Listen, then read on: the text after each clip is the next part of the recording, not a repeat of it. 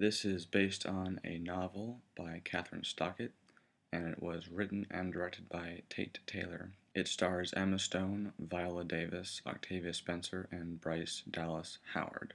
The story revolves around Jackson, Mississippi in the 1960s when there was a lot of racial prejudice against African Americans. Skeeter, played by Emma Stone, who wants to become a writer and goes back to her hometown and goes and writes for the Jackson Journal.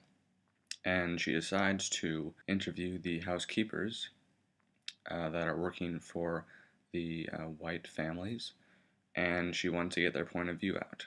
And throughout the course of the film, she interviews all of them and gets their stories down on paper and eventually writes The Help, in which all the stories are published and everyone in town is able to read them.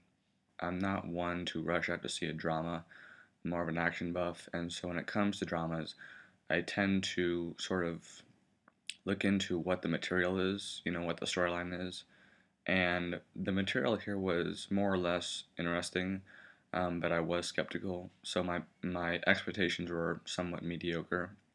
I really had none going into this movie, but I found it quite enjoyable. It was a good story, it was well written, it had good comedy in it. I found Emma Stone to be very good. I only had a few problems with the movie, and that was that the comedy occasionally, just because of my age, I didn't get what the jokes were, and that happens.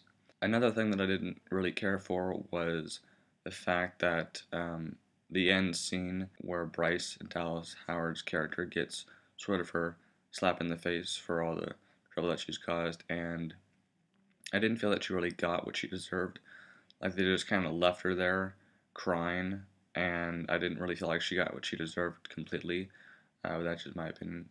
This movie is long, so it's about 2.5 hours. It's more like 2 hours and 20 minutes. So if you're one who is not very patient and can't sit in a movie theater for more than 2 hours and not see any action, then I would suggest a rental.